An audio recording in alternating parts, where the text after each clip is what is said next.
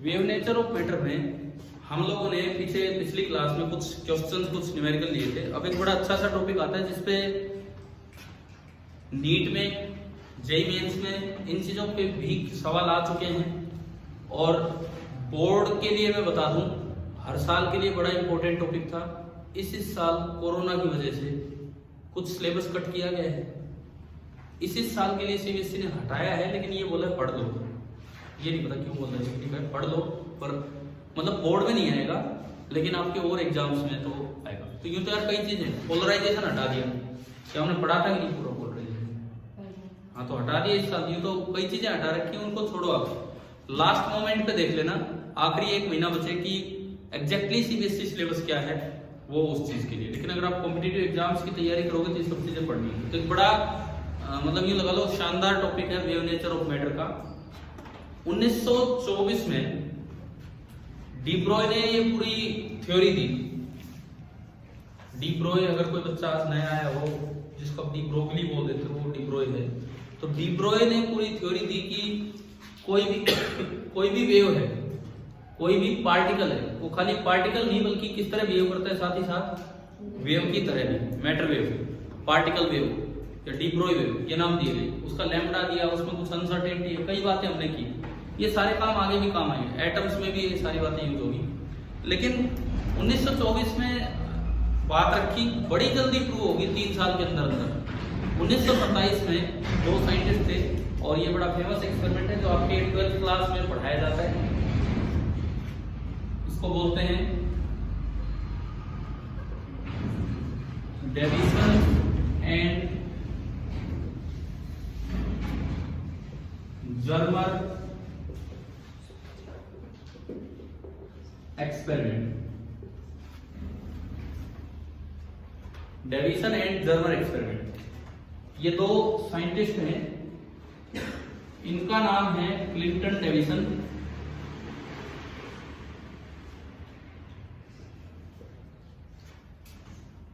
और ये थे लेस्टर जर्मर।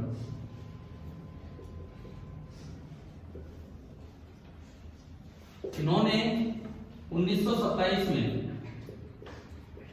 एक बड़ा अच्छा सा एक्सपेरिमेंट करके दिखाया, और इससे प्रूव क्या किया। इन लोगों ने क्या प्रूव किया ये भी सुने। They prove wave nature of slow moving electrons.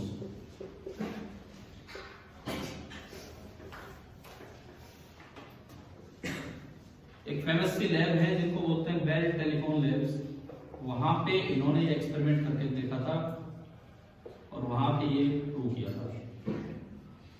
Wave nature of slow moving electrons एक अच्छा एक्सपेरिमेंट है, पूरी क्लास इस पे लगेगी और ढंग से कोई भी सवाल बन के आ सकता है। आए भी है पीछे, आते भी रहेंगे, ठीक है। और ये बोर्ड एग्जाम से हटना आपके लिए नुकसानदेही है। ये उस तरह का है तो 5 नंबर के सवाल नहीं आते हैं। जैसे YDSC पढ़ा हमने, यंग्स डबल स्लिट एक्सपेरिमेंट पूरा आ जाता है, सिंगल स्लिट डिफ्रैक्शन पूरा आ जाता है। ऐसे ये भी एक 5 नंबर का क्वेश्चन था सीधा, कोई बात नहीं। अब इनका अरेंजमेंट क्या था, एक बार मैं उस चीज पे हूं कि एक्सपेरिमेंटल अरेंजमेंट क्या बनाया था। अच्छा ये बताओ, एक बार मैं जस्ट एक आइडिया दे रहा हूं, कितने बच्चों ने ये टॉपिक पढ़ा है? डेविसन, जो एटलीस्ट तो पास आउट स्टूडेंट्स हैं उन्होंने तो पढ़ा होगा। देखो रात पर करता कौन कौन पास आउट है, 12th कर चुके हैं आप? ठीक, पढ़ा है क्या टॉपिक 12th में ना? आपने भी पढ़ा है? हाँ जी, आपने पढ़ा है, ठीक है। अब जो 12th वाले बच्चे हैं इनमें कितने बच्चों ने टॉपिक पढ़ रखा है? क्योंकि स्कूलों में सिलेबस पूरा होने वाला है, इसलिए हो चुका है, नाम भी नहीं है। हो सकता है एक कारण ये हो सकता है एक कारण ये हो कि इस साल तो क्या फिर पोलराइजेशन भी नहीं पढ़ा है? तो यूं तो यार बहुत सिलेबस हट गया। आप सारा सीबीएसई बार बार बोल रही है आप पढ़ो पढ़ाओ, मतलब वो हटाया है सिलेबस, लेकिन उसको छोड़ो मत। ठीक है, इस बार बोर्ड में नहीं आएगा, लेकिन और सब जगह काम आएगा, उसके बिना बात बनेगी नहीं। तो हमें ये नहीं दिमाग में रखना है। आखिरी 1 महीने में टेलीविजन में आप देख लेना क्या क्या टॉपिक है इस साल, लेकिन ये अच्छे से देख लें।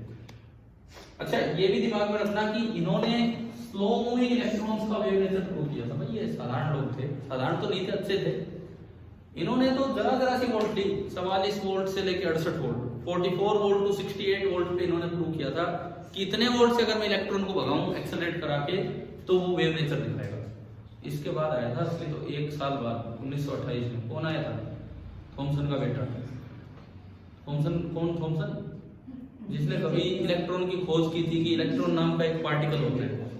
जे थॉमसन, नाम तो सुना ही होगा, है ना? जे थॉमसन, उन्होंने इलेक्ट्रॉन की खोज की थी। उन्होंने पहली बार दिखाया था कि इलेक्ट्रॉन एक पार्टिकल होता है। 1928 में उनका बेटा आया, बेटा तो पहले आ गया था, मतलब 1928 में एक्सपेरिमेंट करके आया। तो जीपी थॉमसन नाम है, भाई थॉमसन का बेटा थॉमसन ही होगा। तो जीपी थॉमसन ने मतलब ऐसा प्रूव करके दिखाया कि नहीं, मेरा बाप तो यही कर रहा था, इलेक्ट्रॉन पार्टिकल नहीं है, इलेक्ट्रॉन क्या है? वेव। मतलब उसने क्या प्रूव कर दिया? इलेक्ट्रॉन का वेव नेचर। देखो क्या हुआ था, इलेक्ट्रॉन एज अ पार्टिकल खोजने के लिए जे थॉमसन को नोबेल प्राइज मिला था 1906 के आसपास। इलेक्ट्रॉन ना उल्टा नहीं, वो चीज गलत नहीं हुई ना, दोनों ड्यूअल नेचर होते हैं। इलेक्ट्रॉन एज अ वेव ढूंढने के लिए, प्रूव करने के लिए 1928 के बाद 1929 की बात है, हाँ, इनको नोबेल प्राइज दिया गया। किसको? किसको? सुनो, थ्योरी किसने दी? थ्योरी किसने दी? प्रिंस लुइस विक्टर डी ब्रोय, एक ही आदमी है, सुना है ना हमने, थ्योरी उसने दी। पहली बार प्रूव किसने किया? डेविसन और जर्मन। दूसरी बार प्रूव किसने किया? एक साल बाद, फास्ट। इन सबको नोबेल प्राइज दिया। नोबेल प्राइज कईयों को मिलता है ना एक साल, 3-4 का, पता होगा ऐसा। जीपी थॉमसन को 1928 में, वो वाला एक्सपेरिमेंट हमारे सिलेबस में नहीं होता है, लेकिन इतना जरूर याद रखें कि इन्होंने स्लो मूविंग इलेक्ट्रॉन्स का प्रूव किया था और उसने फास्ट मूविंग इलेक्ट्रॉन, भाई उसने तो यार कमाल ही किया था, 10,000 से 60,000 वोल्ट। भाई उसका बाप थॉमसन था, वो तो कितनी वोल्टेज लगा सकता था, उसका क्या है, ये बेचारे यार किसी की लैब में जाके काम कर रहे हैं, ये था। मतलब ये जो थॉमसन है, दोनों बाप बेटे, दोनों का जीवन निकल गया इलेक्ट्रॉन में।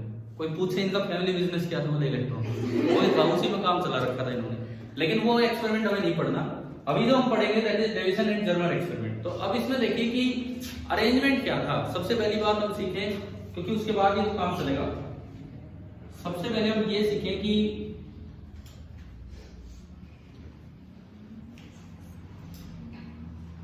एक्सपेरिमेंटल अरेंजमेंट क्या था। कल कितने बजे आओगे? चलो बाद में बात करेंगे, बीच में जिक्र कर दिया। एक्सपेरिमेंटल अरेंजमेंट क्या था, सुनिए, तरीका सुनो, ऐसे मत बनाओ साथ साथ, आप पहले एक बार सीखो कि क्या अरेंजमेंट था इनका।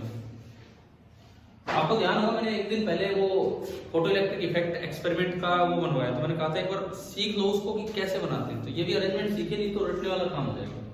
इसने क्या किया, थर्मोआयनिक एमिशन करवाने के लिए, थर्मोआयनिक एमिशन मतलब हीट देके या करंट फ्लो करा के इलेक्ट्रॉन निकालने। ये भाई एक सिंपल सप्लाई ली, एक कोई फिलामेंट लिया, एलटी मतलब लो टेंशन, मतलब low voltage, low voltage supply ली, कोई बहुत भारी नहीं, लो वोल्टेज सप्लाई ली, और इसकी कोटिंग कर दिया। बता पाएंगे किससे कोटिंग की ताकि इलेक्ट्रॉन आसानी से निकल जाए? मैंने कभी बताया भी है कि नहीं है ना, अल्कली मेटल, तो फिर मेटल से बेरियम ऑक्साइड, स्ट्रोंशियम ऑक्साइड, ये क्या नाम आए, उनसे कोटिंग करने से क्या होता है कि इसका वर्क फंक्शन कम हो जाता है। वर्क फंक्शन कम होता है तो इलेक्ट्रॉन निकलने आसान हो जाएंगे। वर्क फंक्शन क्या होता है, किसी भी मेटल में कम से कम हम कितनी एनर्जी के फोटोन डालें, कम से कम कितनी एनर्जी दें कि उससे इलेक्ट्रॉन बाहर आ जाए, ये होता है वर्क फंक्शन। तो इसमें क्या होता है, एलटी सप्लाई में ये कोटिंग की, ये सब हम बता नहीं रहे, बस वैसे ही लिख नहीं रहे, मतलब ये चीजें। और ऐसा कुछ अरेंजमेंट हुआ कि इससे इलेक्ट्रॉन निकलना स्टार्ट हो। लेकिन एक चीज दिमाग में रखना, ये थर्मोआयनिक एमिशन है, या जरा सी एनर्जी बस लेके इलेक्ट्रॉन निकला है, मतलब इलेक्ट्रॉन जब निकलेगा तो उसकी एनर्जी नियरली हम 0 मान सकते हैं।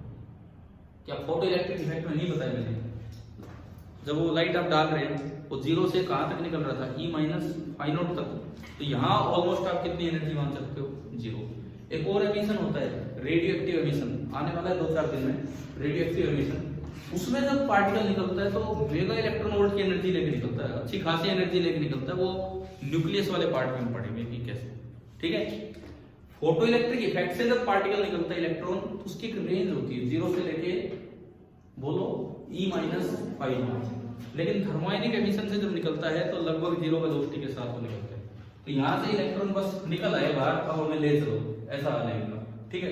तो उन्हें ले चलने के लिए हमें यहाँ पे कुछ ना पोटेंशियल डिफरेंस लगाना पड़ेगा। अब ये थॉमसन के बेटे तो थे नहीं, तो इनके पास कोई बहुत भारी सप्लाई भी नहीं थी, छोटी छोटी बैटरी उठा के ला रहे बेचारे। आपको लग रहा है पता नहीं कितनी सप्लाई नहीं थी, कितनी की नहीं थी, जरा सी थी। इन्होंने अपना एक रियोस्टेट अरेंजमेंट बनाया, समझ लो जैसे मान लो 70 वोल्ट की बैटरी बनी है, 1 2 3 4 5 6, एक और लगा लो 7 10 वोल्ट की ले, कितने वोल्ट की बैटरी बनी? 70 वोल्ट की। तो इस पूरे रेजिस्टेंस के पास 70 वोल्ट वोल्टेज आ गई। अब मुझे यहां से आगे पहुंचाना है, मतलब यहां से जो इलेक्ट्रॉन निकलेगा उसको एक्सेलरेट करके आगे पहुंचाना है। तो क्या किया, पहले तो इलेक्ट्रॉन्स को निकालो ढंग से। यहाँ एक मेटल की प्लेट लगा दी, भाई कुछ तो जो निकले वो यहां से आ जाए, समझ में आ रहा है? यहां से इलेक्ट्रॉन निकले, हमें कह रहा हूं ये ऑलमोस्ट नेग्लेजिबल वेलोसिटी से निकल रहे हैं, क्योंकि ये कौन सा एमिशन है? थर्मोआयनिक एमिशन। ऐसे जरा सा हीट की और ये बाहर है, कुछ एनर्जी नहीं, तो इनको एक्सेलरेट करवाओ, इनको लेके आओ आगे। कैसे लेके आए? ये देखो मैंने इधर तो क्या दिया है, पॉजिटिव, और इधर नेगेटिव। कुछ ऐसा कुछ कनेक्शन बनाओ कि इलेक्ट्रॉन आगे एक्सेलरेट हो, ठीक है। तो इसको तो भाई इधर कर दो कनेक्ट, फिक्स कर दिया ये तो मैंने। तो ये तो कैसा टर्मिनल बना? नेगेटिव बना, ये तो आपका नेगेटिव बना, समझ आ रहा है? और इस साइड सारे पॉजिटिव है, यहाँ से वो जोकी टाइप अरेंजमेंट। जोकी टाइप अरेंजमेंट मतलब रियोस्टेट टाइप अरेंजमेंट, कि आप इसको चलाएंगे तो जहां भी ले जाना चाहिए वेरिएबल वोल्टेज होगी, है ना।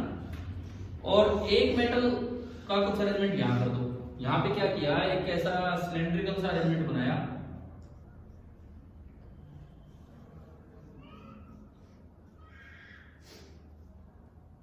अरे बिल्कुल रटना नहीं होता यार, ये बस तरीका है कि कैसे दिखाना। ये ना बीच में से एक गैप सा बना दिया कि इलेक्ट्रॉन की एक बीम आए, एक बीम बन के सीधा निकल जाए, जो टेढ़े मेढ़े हो टकरा के रुक जाए। समझ आ रहा है?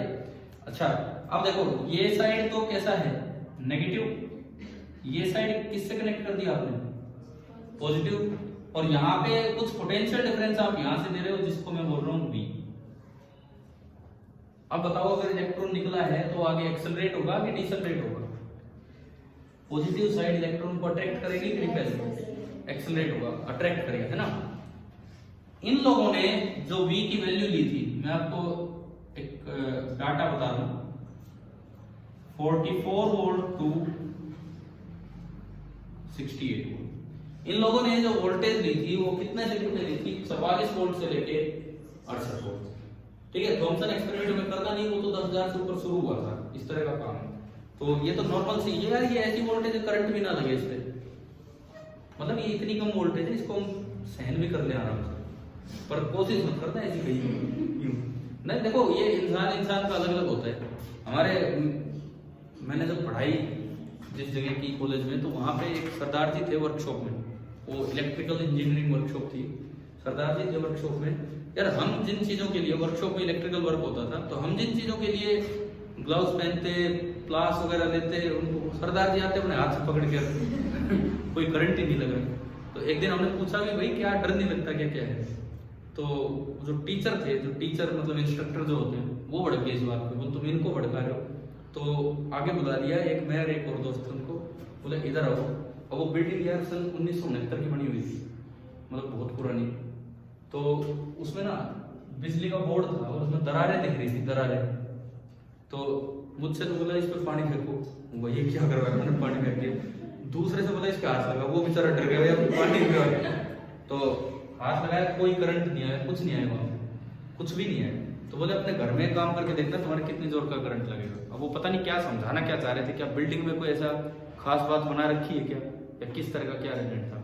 क्योंकि अक्सर ऐसा होता है कि हम पानी वानी आ जाए, बारिश का ही पानी आ जाए तो ही करंट वरंट आने लग जाते हैं, लेकिन वहां पे नहीं आया थे।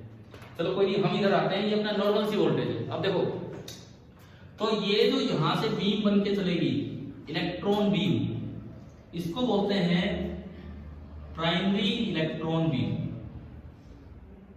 आप यूं बताओ, क्या इसकी एनर्जी आपके कंट्रोल में है कि नहीं? क्या इस प्राइमरी इलेक्ट्रॉन बीम की एनर्जी आप कंट्रोल कर सकते हो? बिल्कुल कर सकते हो। भाई मुझे पता नहीं कितनी वोल्ट दे रहा हूं, इनिशियल एनर्जी कितनी है? 0। अगर एक क्यू चार्ज v वोल्ट से एक्सेलरेट होता है तो जो काइनेटिक एनर्जी वो गेन करता है, कितनी करता है, q into V, mode q into V. तो अगर 44 वोल्ट लगाए तो 44 इलेक्ट्रॉन वोल्ट एनर्जी आ जाएगी। पीछे भी पढ़ा था हमने, E इंटू वी वो इलेक्ट्रॉन वोल्ट होती है, 1 इलेक्ट्रॉन वोल्ट। 68 लगाओगे तो 68 इलेक्ट्रॉन वोल्ट, 54 लगाए तो 54, समझ गए। यानी कि पहली चीज जो हमारे हाथ में है वो है प्राइमरी इलेक्ट्रॉन बीम की एनर्जी। अब सामने क्या किया, एक टारगेट लिया, मेटल टारगेट को फिक्स कर दिया। उन्होंने जो लिया था वो ये लिया था, कौन सा मेटल लिया था, किसका सिंबल है, निकल टारगेट है ना, निकल मेटल लगाया यहाँ पे और इस पे आके इलेक्ट्रॉन टकरा रहे थे। अब ये प्रूव करना चाह रहे थे इलेक्ट्रॉन का वेव नेचर, जैसा कि इन्होंने प्रूव किया। स्लो मूविंग इसके लिए वोल्टेज बहुत कम है। अगर ये सिंपल लॉ ऑफ रिफ्लेक्शन आप यहां मानो तो बताना एंगल ऑफ इंसिडेंस कितना है इस निकल टारगेट, इस निकल टारगेट पे एंगल ऑफ इंसिडेंस 0 डिग्री है कि 90 डिग्री, 0 डिग्री। अरे नॉर्मल के साथ होता है एंगल ऑफ इंसिडेंस, तो नॉर्मल तो यही तो है, कितना है 0 डिग्री। तो अगर एंगल ऑफ इंसिडेंस 0 डिग्री तो एंगल ऑफ रिफ्लेक्शन भी कितना होगा, 0 होगा। लेकिन ऐसा नहीं होगा। इसमें क्या हो रहा था, जगह जगह इलेक्ट्रॉन बीम जा रही थी, जगह जगह इलेक्ट्रॉन बीम डिफ्रैक्ट हो गए, क्योंकि स्कैटर्ड बीम, स्कैटर हो गई है, कोई कहीं जा रही है कोई कहीं, किसी भी एंगल थीटा पे आप देख सकते हो, ठीक है। ये जो यहां जो मैंने नीचे बनाई, this was scattered electron beam, ये जो थी ये स्कैटर्ड इलेक्ट्रॉन बीम थी। और ये देखने के लिए ना इन्होंने एक डिटेक्टर लगा दिया। डिटेक्टर मतलब क्या होगा बताओ, यहाँ डिटेक्टर एक आदमी छोड़ दिया भाई तो गिरता रहे, क्या लगाया यहाँ पे, गैल्वेनोमीटर, जो दिखाए कि डिफ्लेक्शन कहाँ जा रहा है, समझ गए। ये तो उसकी एक रेंज है चलने की। अब मैं बनाऊं कैसे, चलो कोशिश करते हैं कैसे भी। इसके साथ कोई गैल्वेनोमीटर अटैच है, समझ गए कहाँ कितना डिफ्लेक्शन है, जो भी एक बस। अब यूं नहीं याद करना कि ऐसा ही बनाना है, ऐसा कुछ नहीं बनाना। ये जो हमने बनाया दिस इज मूवेबल डिटेक्टर बोलो, कलेक्टर बोलो, कुछ भी बोलो, ये इलेक्ट्रॉन बीम को कलेक्ट कर रहा है, कितने एंगल पे कितनी बीम आ रही, समझ आ रहा है, ठीक है। बन गया अरेंजमेंट। इस पूरे अरेंजमेंट को इन लोगों ने, चलो ये तो बाहर निकालो, मतलब एक वैक्यूम चैम्बर में बनाने की कोशिश की ताकि एयर वेयर एंटर ना करे। ये जो अरेंजमेंट है, ये जो अरेंजमेंट है, ये पूरा जो यहां बनाया गया, दिस वाज वैक्यूम चैम्बर। अब देखो तीन चीजें हमारे कंट्रोल में, एक्सपेरिमेंट स्टार्ट करने से पहले तीन चीजें हमारे कंट्रोल में। पहली चीज, क्या इसकी एनर्जी में कंट्रोल कर सकता हूं, कैसे, रियोस्टेट से। आप इसको जॉकी को थोड़ा इधर लाओगे तो वोल्टेज कम मिलेगी, थोड़ा उधर ले जाओगे तो वोल्टेज ज्यादा, तो आप इसकी एनर्जी को कंट्रोल। अगला, निकल टारगेट को किस एंगल पे टकराए, यूं यूं कितने भी एंगल पे हो सकता है, ठीक है, वो आपको सेट करना है। और तीसरी चीज पोजीशन हो गैल्वेनोमीटर या डिटेक्टर। तीन चीजें हमारे कंट्रोल में है। एक अच्छा सा एक्सपेरिमेंट अभी स्टार्ट नहीं हुआ एक्सपेरिमेंट, अभी तो मैंने आपको बस ये बताया, ये लोग थे, ये प्रूव किया इन्होंने, और उसके बाद ये अरेंजमेंट। आप बताओ कि अरेंजमेंट समझ आ गया है, आप बना लो, फिर उसके बाद आगे बढ़ो।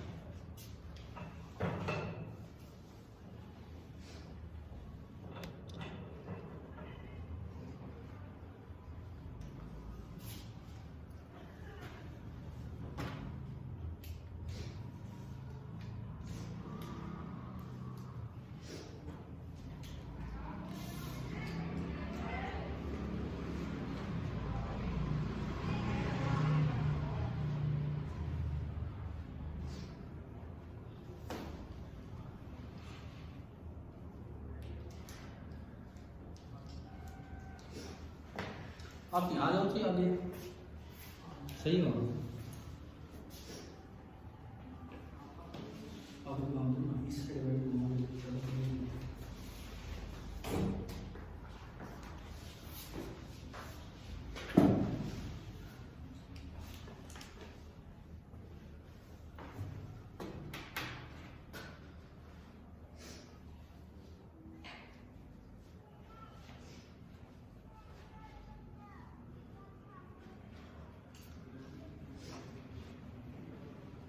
तो छुट्टी हो हाँ, मैं स्कूल कर रही थी।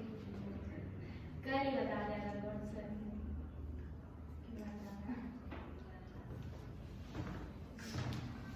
वैसे ऑफिशियली छुट्टी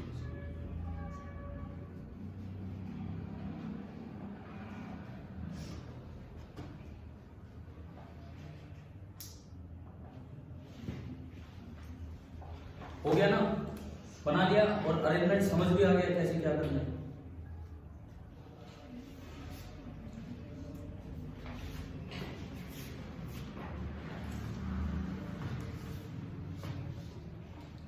अब देखो इस एक्सपेरिमेंट को बड़े पॉइंट टू पॉइंट हम आगे बढ़ाएंगे। पैराग्राफ बनाने का कोई मतलब नहीं, एक्सपेरिमेंटल अरेंजमेंट क्या है वो लिखवाने का कोई मतलब नहीं, क्योंकि ये समझ में आ रहा है उसको एक्सप्लेन करने के कोई नंबर भी नहीं देता है कभी। वैसे भी इस साल बोर्ड में आ नहीं रहा, पर बोर्ड में अगर 2-4 लाइन यही की बना के तो उसके कोई नंबर नहीं देगा। काम की बात है वो बहुत है इस एक्सपेरिमेंट में। सबसे पहली बात तो आपको ये बताना चाहिए कि क्या क्या चीज हमारे कंट्रोल में, 3 चीजें मैंने बताई वो लिख ले सारी बात, पहला पॉइंट वो बने हो गया ना, बना लिए। तो ये लिखो 3 things that could be varied. सबसे पहले आपको 3 बातें लिख दीजिए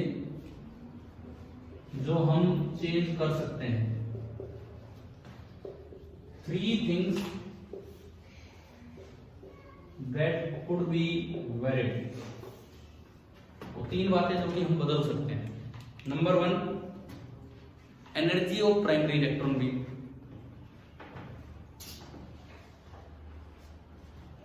energy of primary electron beam. Number 2, the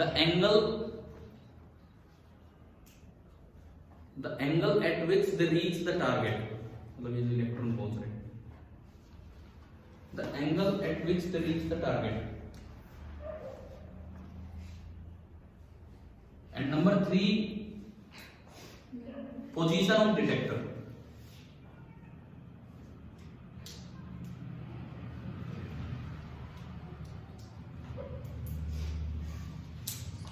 अब देखो 2 ही बातें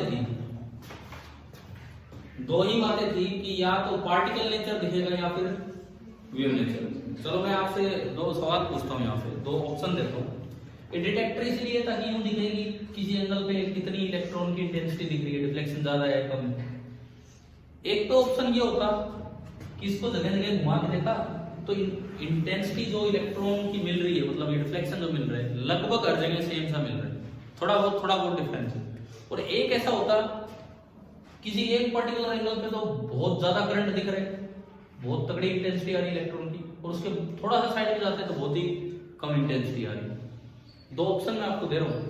इस डिटेक्टर को घुमा के देखा, एक तो ऐसा मिल रहा है कि लगभग हर एंगल पे बराबर सा इंटेंसिटी, मतलब वो करंट दिख रहा है, चाहे इलेक्ट्रॉन बीम की एनर्जी कम ज्यादा कर लो, इसकी पोजीशन कम ज्यादा कर लो, लगभग बराबर सा बंटवारा हो रहा है। ठीक है। एक ऐसा होता कि हम ये सीख रहे हैं कि इलेक्ट्रॉन कहाँ ज्यादा पहुंच रहे होंगे, कहाँ कम, इस तरह का देखने की कोशिश कर रहे हैं। एक ऐसा होता कि एक पर्टिकुलर एंगल पे तो मैक्सिमम इंटेंसिटी मिल रही है, उसके थोड़ा बगल में मिनिमम इंटेंसिटी मिल गई, 0 इंटेंसिटी, फिर मैक्सिमम हो रही है। तो कब वेव नेचर प्रूव होगा और कब पार्टिकल नेचर? पहले वाले में तो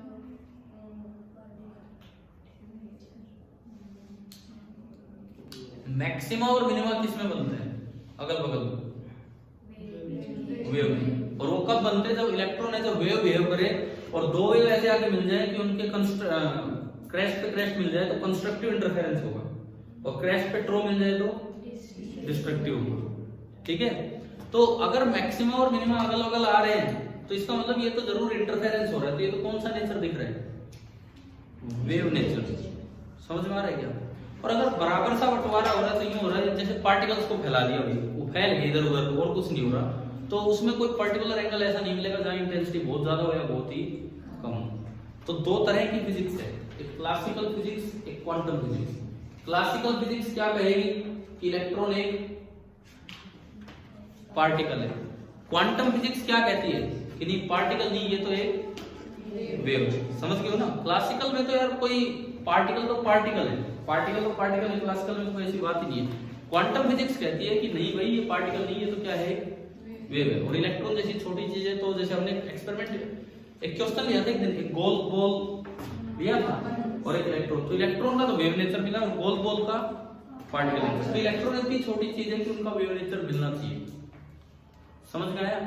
तो यहां पे लिखो classical prediction. Next heading classical prediction. Classical prediction मतलब कि क्लासिकल फिजिक्स क्या कहती है कि कैसी इंटेंसिटी मिलनी चाहिए किसकी, जो स्कैटर्ड इलेक्ट्रॉन बीम की है। लेकिन इसमें क्या होना चाहिए? स्कैटर्ड इलेक्ट्रॉन्स, स्कैटर्ड SCATTERED लिखा हुआ बोर्ड पे, scattered electrons will emerge in all the directions, will emerge EMERGE will emerge in all the directions with only a moderate dependence, मतलब थोड़ी बहुत डिपेंड करेगी, with only a moderate dependence of their intensity, with only a moderate dependence of their intensity on दो चीजों पे। किन दो चीजों पे भाई? एक तो मेरे पास ये स्कैटरिंग एंगल है और एक इस प्राइमरी इलेक्ट्रॉन बीम की एनर्जी, कभी कम देखी कभी ज्यादा, कभी थीटा 10 डिग्री दिया कभी 20, लेकिन लगभग कोई खास फर्क नहीं मिलेगा। On the scattering angle, on the scattering angle and on the energy of primary electron beam, electron का ऐसे लिख देना शॉर्ट में, and on the energy of primary electron beam।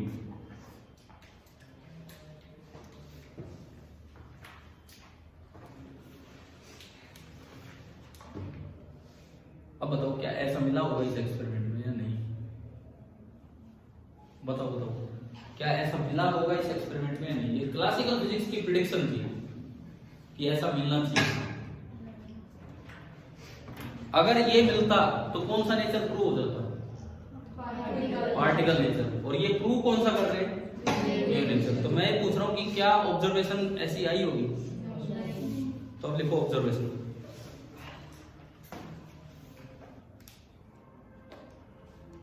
These predictions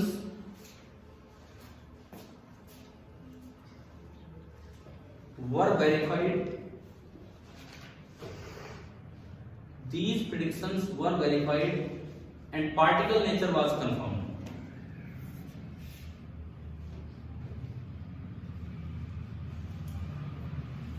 फिर एक्सपेरिमेंट बंद हो गया। हम तो क्या लिख दिया यहाँ पे कि भाई हाँ ये वेरीफाई होगी। और कौन सा नेचर कंफर्म हो गया? Particle nature. और ये कर क्या रहे हैं? कौन सा नेचर प्रूव कर रहे हैं?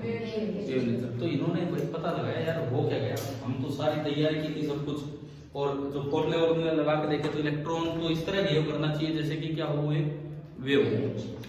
तो इन्होंने जब पता किया तो पता लगा ये नाम का वैक्यूम चैम्बर है, इसमें तो एयर एंटर कर रही थी और एयर ने एंटर करके निकल का ऑक्सीडेशन कर दी। उस वजह से मामला गड़बड़ हो गया कि मेटल टारगेट से टकरा के नहीं आ रहे थे, तो ऑक्साइड लेयर बन गई जो टेढ़ी मेढ़ी लेयर थी और वो बात बनी नहीं पाई। तो ये रीजन था ये एक्सपेरिमेंट पहली दफा फेल होने। समझ में आया? देखो मैंने कहा पूरी क्लास एक एक्सपेरिमेंट पे है, लेकिन इसको इतना अच्छे से पढ़ के जाओ कि आपको हाँ एक एक चीज बताओ। कोई सवाल आ जाए इस पे बन के कि हाँ हम कर देंगे ये इस तरह से, ठीक है ना? छोटे छोटे सवाल इस साल बोर्ड में आना नहीं, बड़े सवाल आने नहीं, तो छोटे छोटे सवाल जिस भी एग्जाम में आ जाए कहीं भी कॉम्पिटिटिव एग्जाम में। तो अब लिखो रीजन, REASON रीजन। कारण क्या है कि ये क्यों फेल हुआ? मैंने अभी बताया क्यों फेल हुआ कि जब ये एक्सपेरिमेंट कर रहे थे तो कहीं से एयर एंटर कर गई होगी, उसने निकल लेयर का मेटल सरफेस का ऑक्सीडेशन कर दिया और उससे वो टारगेट मेटल तक तो जा ही नहीं रहा, वो तो ऑक्साइड लेयर से टकरा के आ रहा है, तो हमें पता ही नहीं लगा कि क्या हुआ। ठीक है, लिखो इसमें while working comma an accident occurred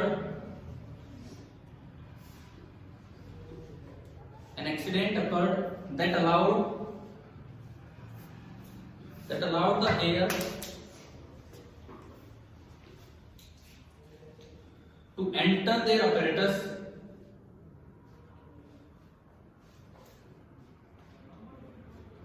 and oxidize the metal surface.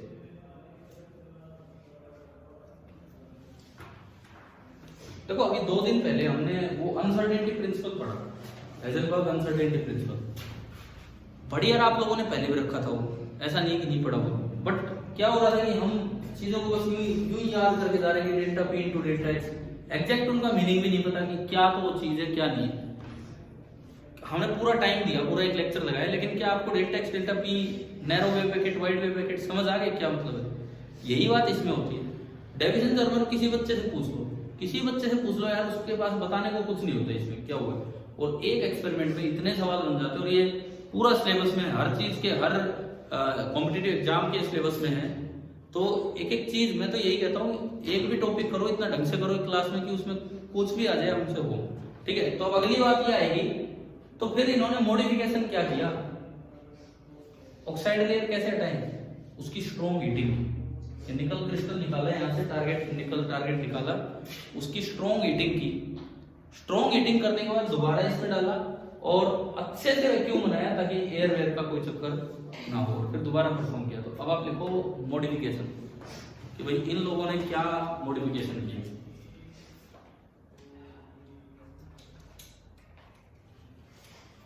इसमें लिखिए to reduce the oxide to pure nickel,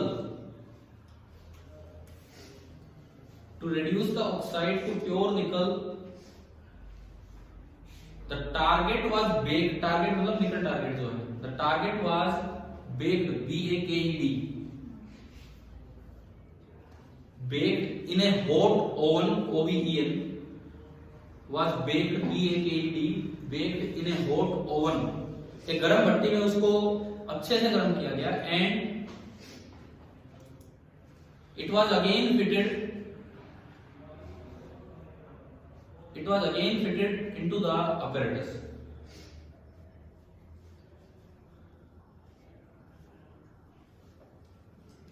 और फिर दोबारा वही एक्सपेरिमेंट को मॉडिफिकेशन बता दिया क्या हुआ क्या नहीं। अब ऊपर आपने लिखा था ऑब्जर्वेशन, आप लिखो न्यू ऑब्जर्वेशन,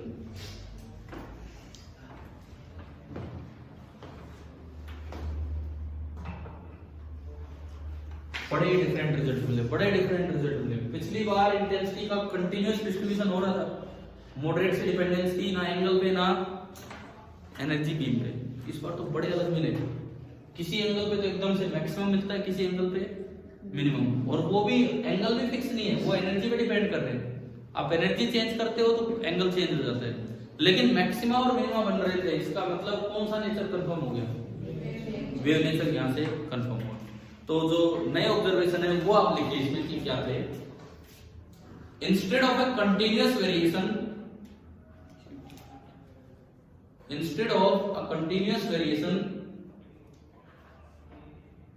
किसका continuous variation, of scattered electron intensity, लिख लो चाहिए थोड़ा अच्छा रहेगा। Instead of a continuous variation of scattered electron intensity with angle, अलग अलग एंगल पे, कॉमा, मतलब कंटिन्यूअस वेरिएशन की बजाय क्या मिला, distinct maxima and minima, distinct maxima and minima were observed whose positions depended on electron energy।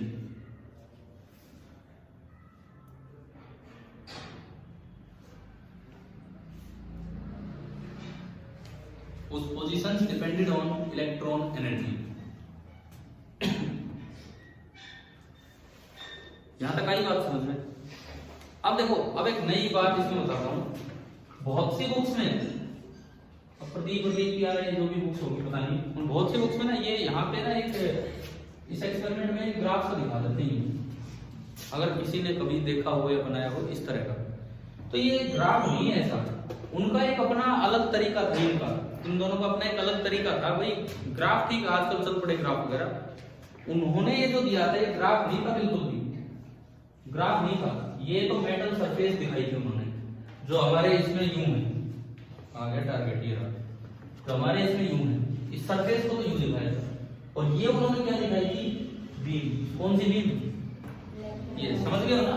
ये graph नहीं था यार, बुक्स कई बार ग्राफ सा बना के दिखा देती, ग्राफ नहीं था। इनका मेथड ऑफ प्लॉटिंग बहुत अलग था। क्या था सुनिए, इन्होंने इसको एक सरफेस लिया, मेटल की सरफेस, ऊपर से बीम आ रही है, ये पूरी बीम आई।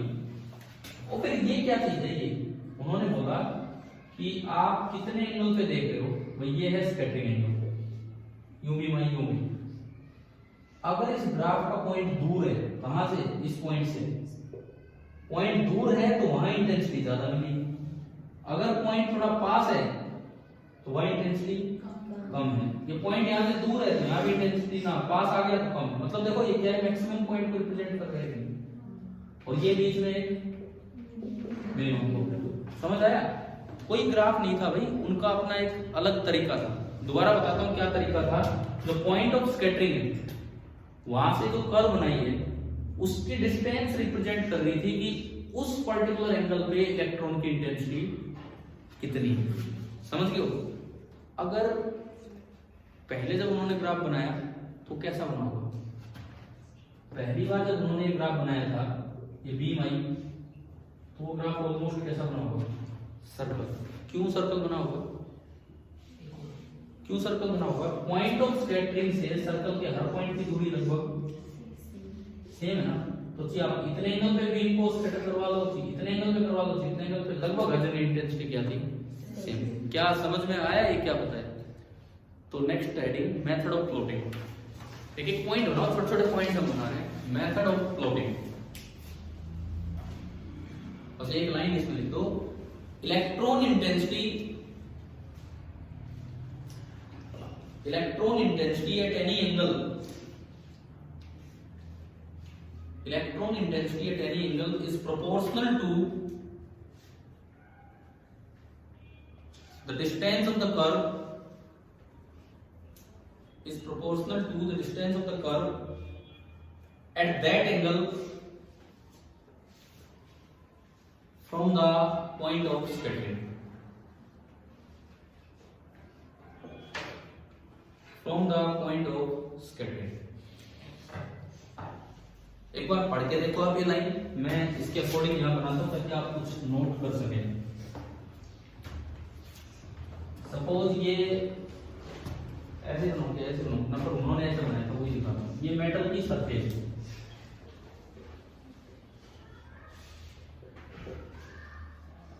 और ये आने वाली बीम, थोड़ा सा 90 डिग्री घूम के बन रहा भी है, जिस तरह से उन लोगों ने दिखाया। ये आने वाली बीम कितने एंगल पे गया, वो ये एंगल है थीटा।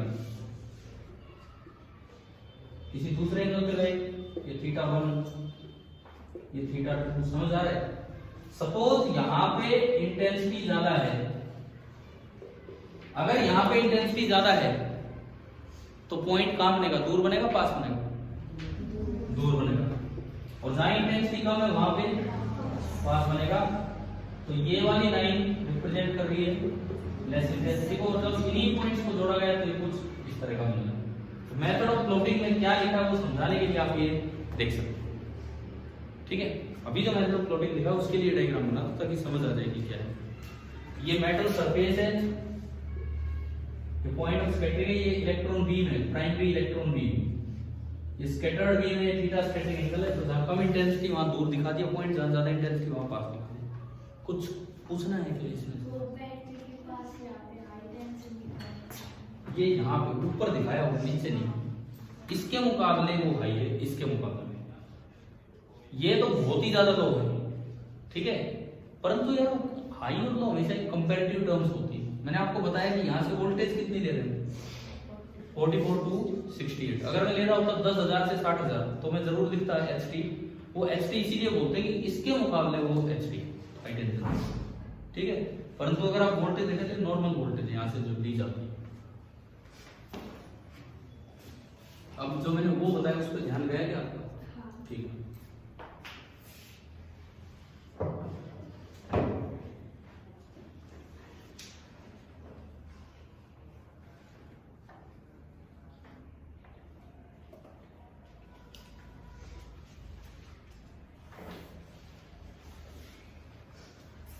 अब यहाँ पे जैसे एक सवाल किया जाता है, एक सीधा ऑब्जेक्टिव सवाल जो मैंने अभी बता दिया, मैंने आपको आंसर दो कि अगर वेव नेचर दी पार्टिकल नेचर कंफर्म हुआ था तो ये जो कर्व बने थे डेविएशन सर्कल में कैसे बने होंगे? सर्कुलर बने होंगे, और जो सेंटर होगा वो कहाँ होगा? Point of scattering. तो ये वैसे लिख दो, क्वेश्चन की तरह नहीं, आप एक लाइन लिख दो अलग से। If the intensity were same, if the intensity were same at all scattering angles, if the intensity were same at all scattering angles, अगर हर जगह इंटेंसिटी सेम हुई होती, the curves would be circles, the curves would be circles centered at curves would be circles centered at point of scattering।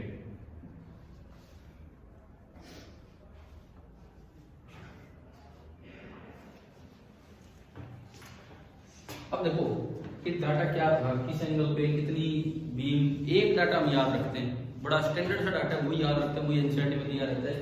यूं तो अलग अलग electron volt energy की beam आएंगी तो अलग अलग एंगल पे मैक्सिमम मिनिमम मिल रहे थे, लेकिन एक डाटा हम याद रखते हैं। यूं पाया गया, बड़ा फेमस सी वैल्यूज है कि जब यहां से 54 वोल्ट लिया गया,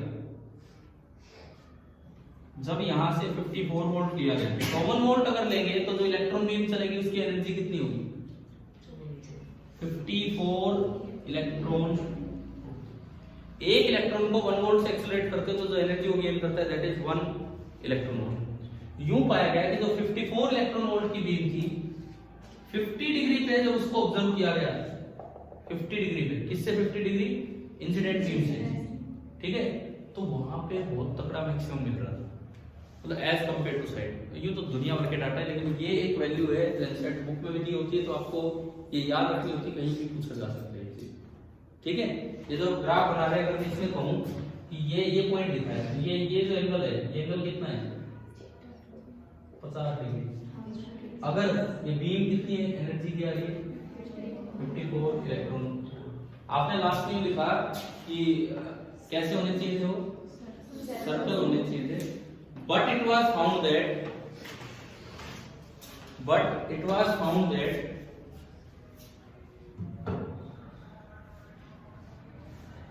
54 electron volt beam scattered at an angle of 50 degree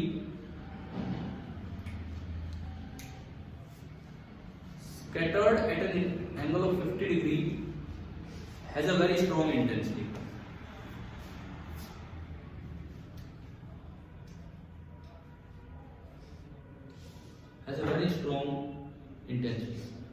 ठीक है। तो एक बात बताओ, कौन सा नेचर कंफर्म हो गया? सो वेव नेचर वाज कंफर्म। ये लाइन तो यहाँ लिखी है।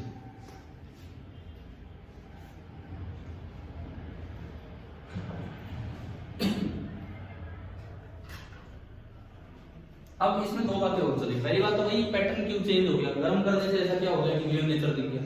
और फिर दूसरी बात, वेव नेचर कंफर्म होना ही सफिशिएंट नहीं है। डी ब्रोए एक और हाइपोथेसिस में ही अपने ऐड करके गए थे कि लैम्बडा का फॉर्मूला भी उन्होंने दिया था, विदाउट प्रूफ दिया था। क्या दिया था? h/p। और मैंने कहा भी था कि इसका कोई प्रूफ नहीं है, एक्सपेरिमेंटली ये बस कंफर्म किया जा सकता है।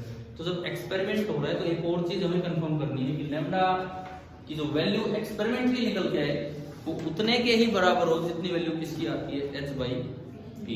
ये चीज और हमें कंफर्म करनी है। तो सबसे पहले क्यों देखें कि ये चेंज क्यों हुआ, ये नेचर चेंज क्यों हुआ। नेक्स्ट हेडिंग डालो, reason for the change pattern.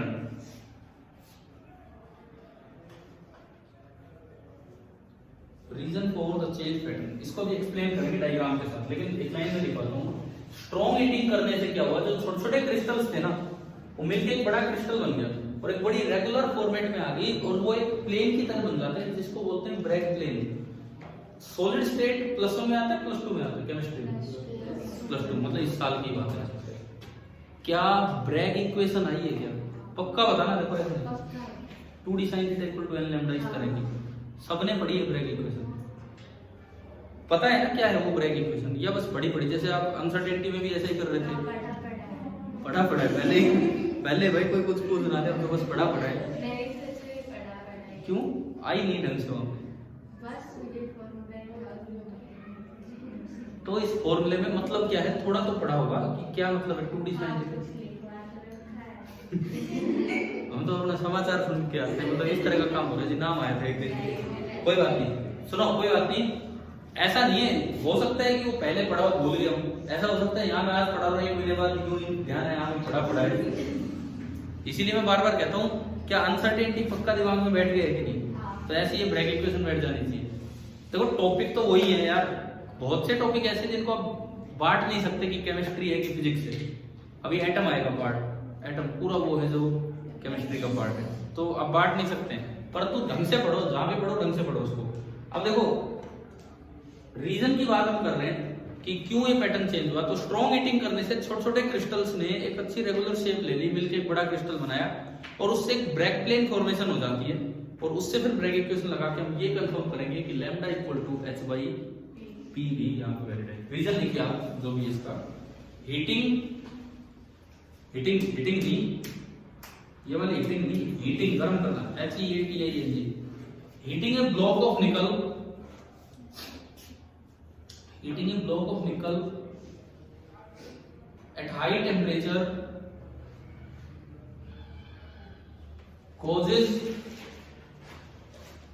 causes the many small individual crystals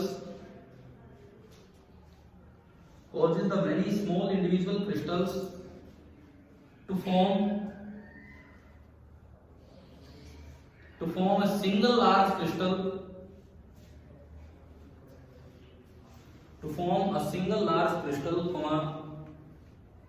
all of whose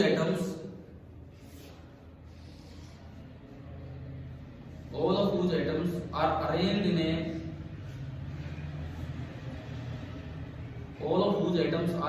in a regular lattice.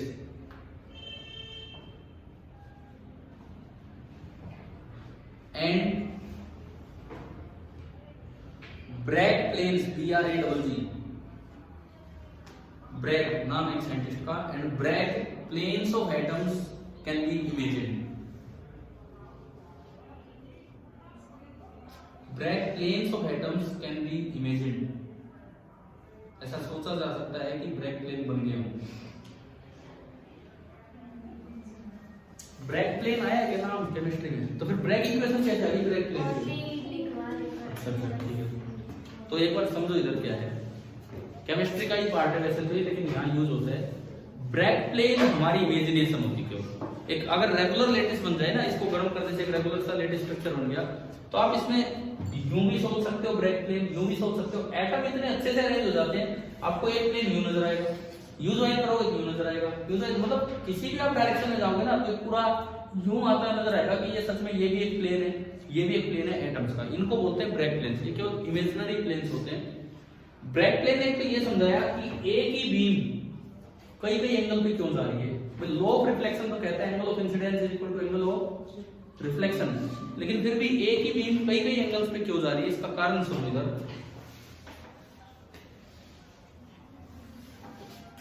भाई मैं डायग्राम इसके अकॉर्डिंग भी बना सकता हूं, और अभी ग्राफ वाला बनाया वो इसके अकॉर्डिंग भी, कैसे बना लो बात एक ही है।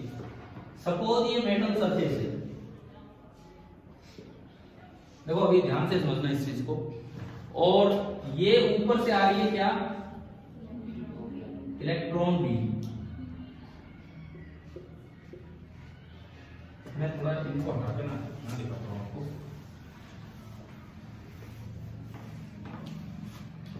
सपोज ये मेटल सरफेस है और ये ऊपर से आ रही है प्राइमरी इलेक्ट्रॉन बीम।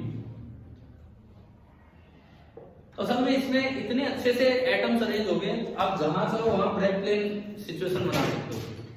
एक प्लेन ये है, उसका नॉर्मल ये बनेगा, ठीक है। देखो ये एक एटम्स का प्लेन बन गया, ये पूरी एक फैमिली बोल जाती है। This is one of the families of Bragg planes.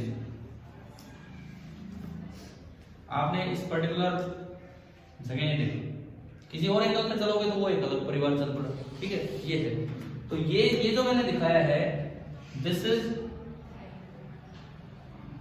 A Bragg plane family. Plane family समझ गए हो क्या दिखा रहे हैं, ठीक है। अब देखो इसका नॉर्मल बनाओ, इसका नॉर्मल यूं बनेगा,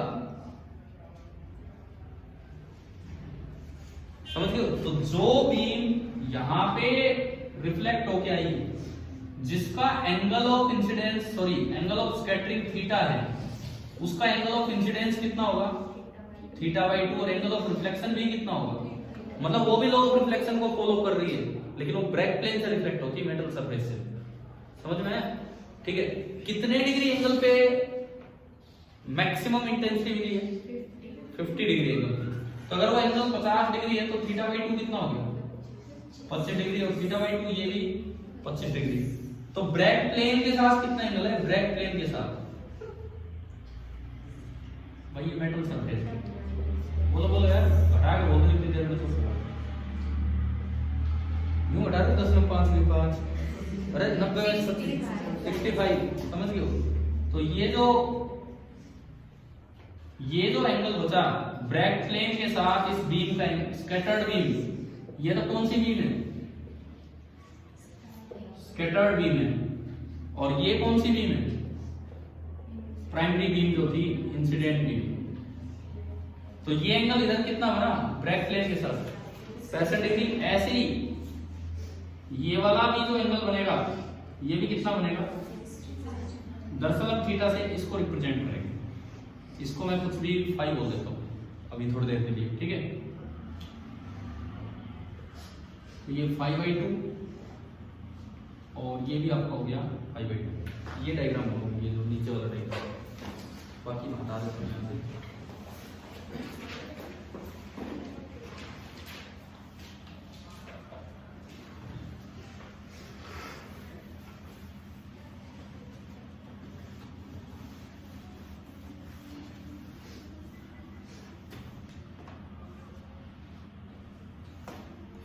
ये ब्रेक प्लेन फॉर्मेशन हुई, जिससे ये सब हुआ।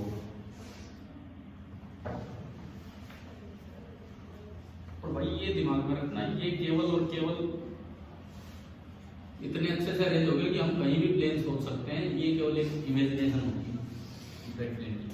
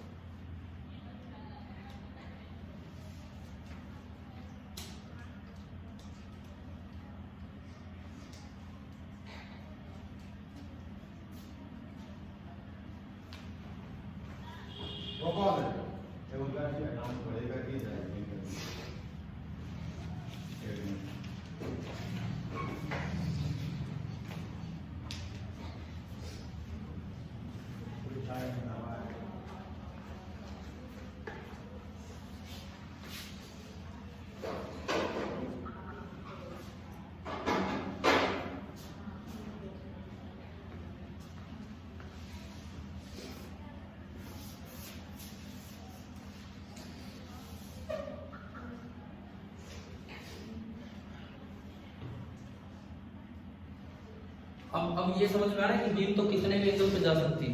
कोई और ब्रेक प्लेन बनाओगे, उसका नॉर्मल कहीं और बनेगा तो कहीं और चली जाएगी। और ये इसके साथ ये लिख देना कि 54 इलेक्ट्रॉन वोल्ट की बीम आई है, ये वाली बीम आई है 54 इलेक्ट्रॉन वोल्ट की।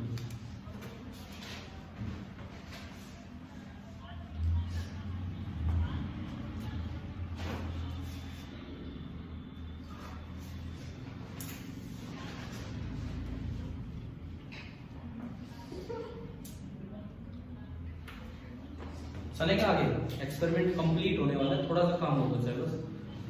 अब हमें क्या कंफर्म करना होगा, तो आखिरी जो पार्ट है बता चुका हूं बीच में, वेवलेंथ। अब हमें फॉर्मूला कंफर्म करना है कि लैम्डा का फॉर्मूला क्या होता है, h/p। नेक्स्ट स्टडी में करो determining the de Broglie wavelength theoretically, ना practically determining the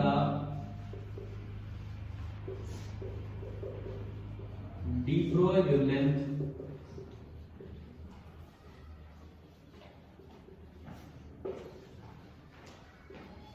practically. Experiment के आखिरी पार्ट पे अब हम हैं, और अब हमें ना पहले प्रैक्टिकली डी ब्रोई वेवलेंथ को डिटरमाइन करना होगा, और उसके बाद उसको थ्योरेटिकली लैम्डा बराबर h/p आता है कि नहीं उससे इक्वेट करके देखना होगा। ठीक है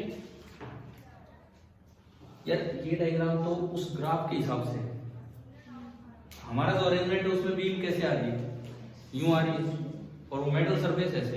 एक ही बात है, मैं ये भी बना सकता हूँ, ये भी लो मैंने अभी ये बनाया था, अगले में वो बना देता हूँ, अब बिल्कुल कंफ्यूज मत होना, एक ही बात है। अगर इसको मेटल सरफेस को मैं यूं दिखाऊं, अगर मैं इस लाइन से दिखा दूं मेटल सरफेस को, जैसा कि निकल टारगेट में था, इलेक्ट्रॉन बीम को आप यूं दिखाएं,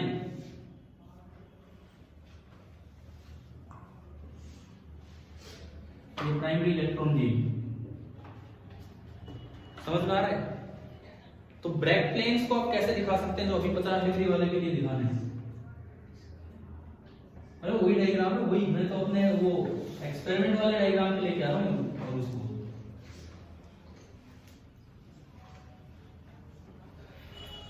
समझ आ रहा है क्या कर रहे हैं? देखो मतलब अब मैं सीधा दिखाऊं कि this is the Bragg plane line, ये हमने ब्रैग प्लेन लाइन बनाई यहां पे इस तरह से।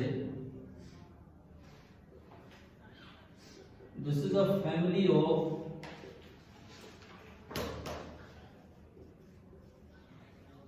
Bragg plane. सुनो, ये निकल क्रिस्टल है, तो इसमें दो ब्रैग प्लेन्स के बीच की डिस्टेंस वो केमिस्ट्री का काम है, वो डिटरमाइन की जा चुकी होती है। ये जो डी है, डी इसको हम बोलते हैं, नाम होते पड़ेगा इंटरप्लेनर डिस्टेंस, और निकल के लिए ये लेंथ फिक्स होती है, इंटरप्लेनर डिस्टेंस होती है 0.091 नैनोमीटर। ठीक है ना, ये डाटा है जो पहले से पता है, निकल के लिए ये इतना होगा 0.091 नैनोमीटर। अब आप एक और चीज पे जाओ, इधर ध्यान दो,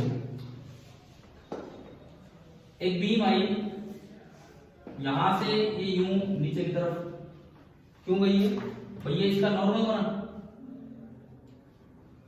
ठीक है। ये एंगल अभी हमने देखा था कितना था,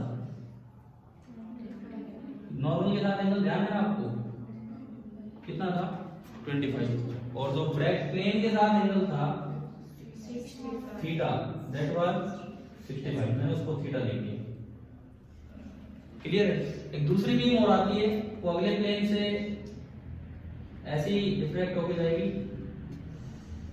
थोड़ा सा दूर बनाना चाहिए, तो पीछे वाला लेता हूं, ये अब ठीक दिख जाएगा। देखो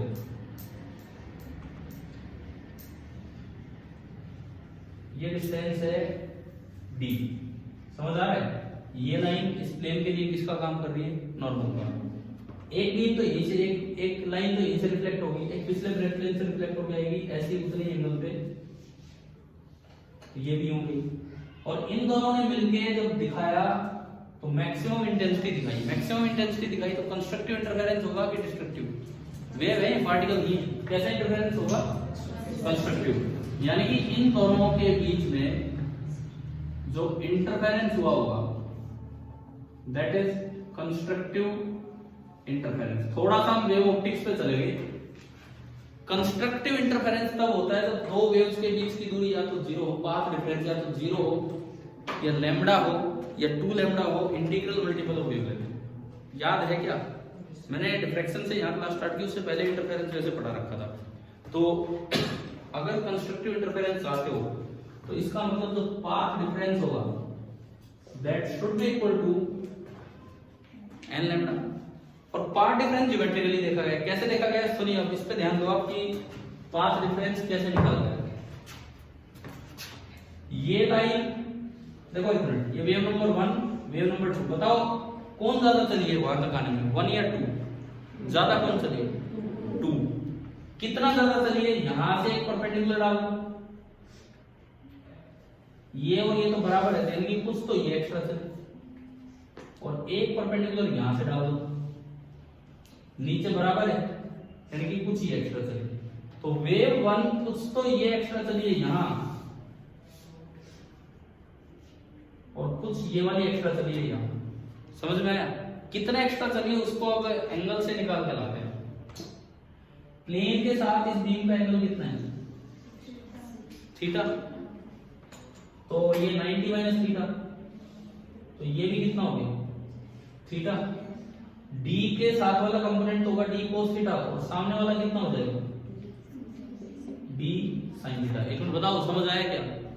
सिमिलरली इधर सेम काम इधर है, इस साइड में जब आप देखोगे ये डी जो होगा, डी लिखने की जगह नहीं बच रही, कोई नहीं, इधर से आप अगर आओगे इस साइड से, ये बीम है, बीम का इसके साथ एंगल कितना होगा?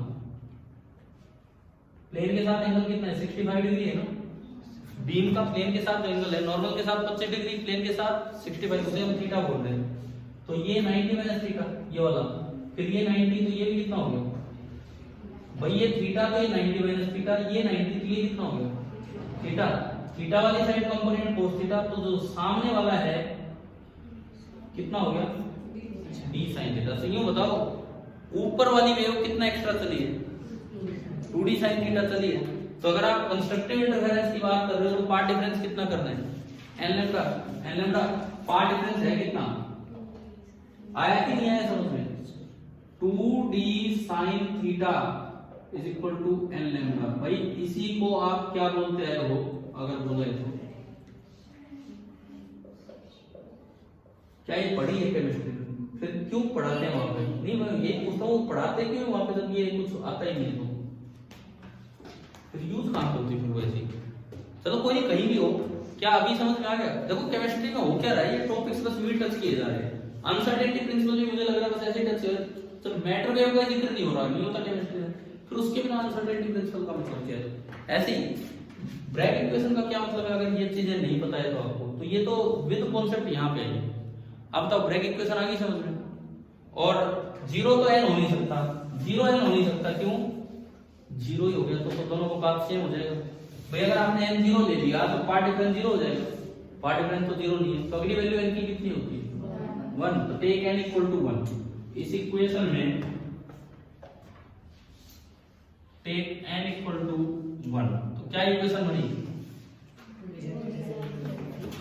2 into D into sine theta is equal to, मैं वैल्यूज पुट करता हूं, डी आपका है 0.01 nanometre into sine of 65 degree. जब हम इसको सोल्व करते हैं,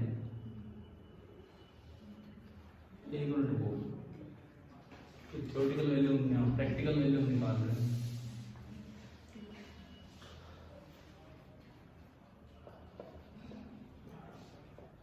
ये इतना निकल जाता है 0.165, ये तरीका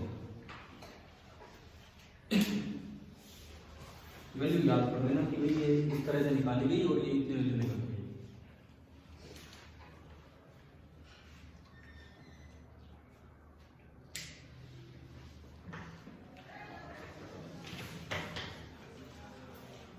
बस फिनिश होने वाला, लास्ट स्टेप पे ही हमने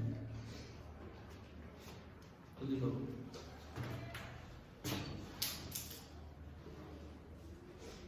ये डिस्टेंस लिख लेना, इंटरप्लेनर डिस्टेंस ये है,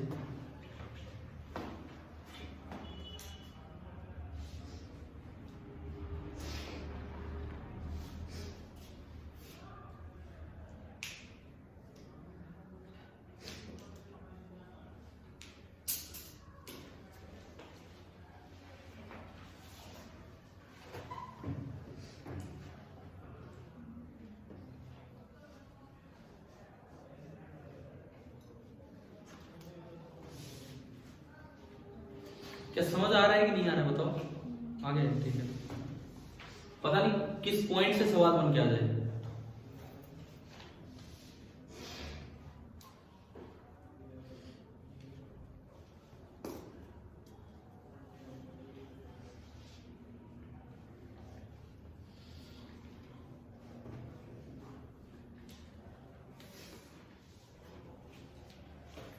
लास्ट पार्ट पे अब हमें, एक्सपेरिमेंट के बिल्कुल लास्ट पार्ट पे क्या करना होगा, वो फॉर्मूला कंफर्म करना होगा कि जो बोर डी ब्रोई ने दिया।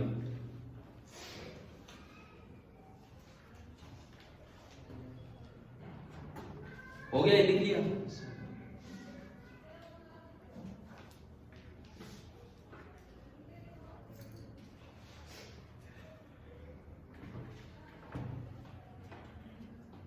वैल्यू याद हो जाएंगे आपको, एक दो बार पढ़ोगे तो। आखिरी हेडिंग डालो, आखिरी हेडिंग इसके बाद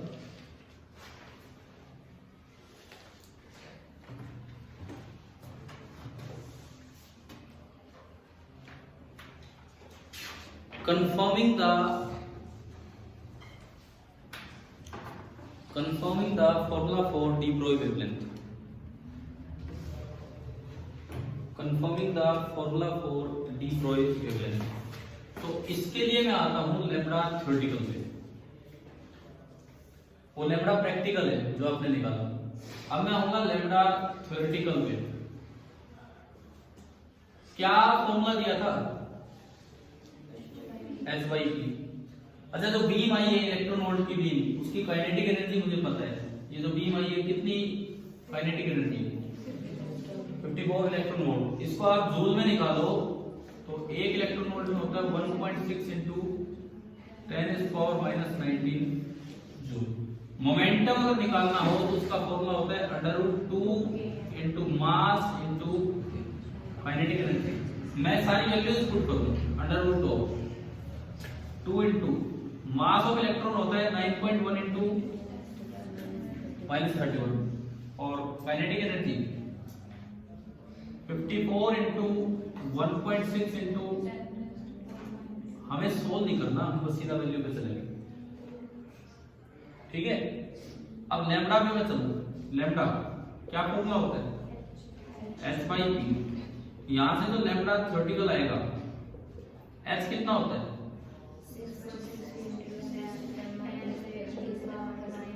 34 डिवाइडेड बाई √2, ये मैं वैसे ही लिख रहा हूं, आप लिख लेंगे वैसे यहां से।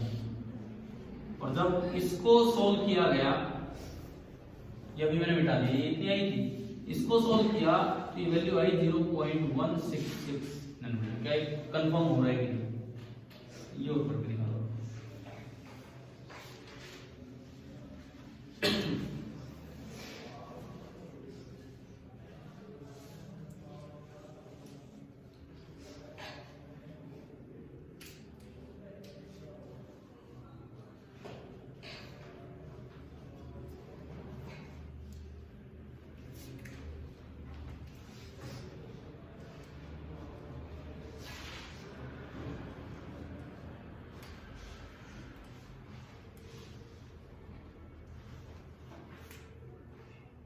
और लास्ट में वैल्यू आ गई तो ब्रैकेट में लिखना agrees with the experimental value,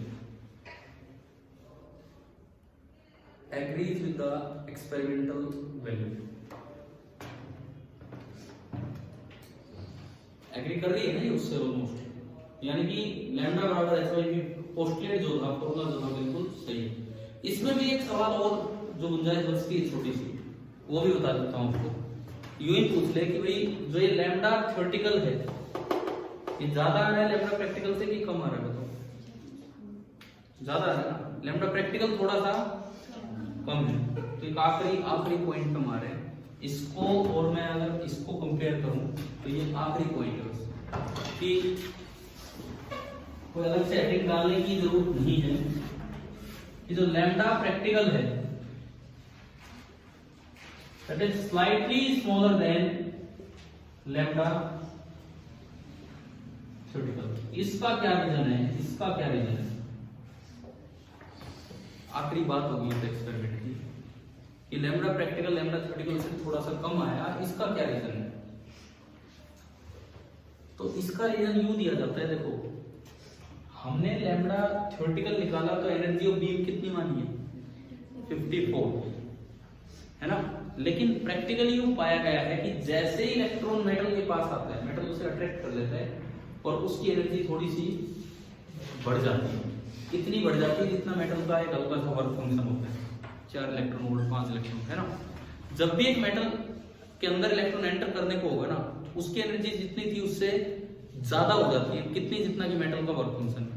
तो अगर एनर्जी ज्यादा होगी तो स्पीड बढ़ गई, स्पीड बढ़ गई तो मोमेंटम बढ़ गया, और मोमेंटम बढ़ गया, पी बढ़ गया, तो लैम्डा थोड़ा सा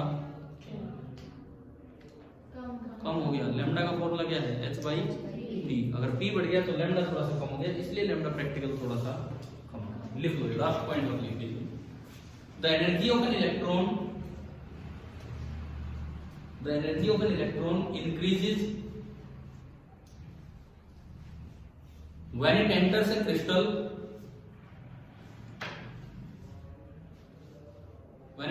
crystal by an amount equal to the work function of the metal, so speed of electron increases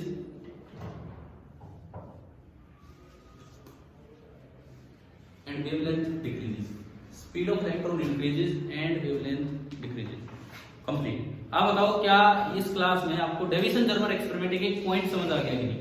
और इतने पॉइंट्स में बनाने का तो ये फायदा होगा, कोई सवाल आ जाए आप कर दोगे। और इवन चलो इस साल हट गया बोर्ड से, कोई बात नहीं इस साल के लिए, लेकिन फिर भी लिखने लायक तो आपके पास कि कैसे पॉइंट में लिख के आना, ठीक है।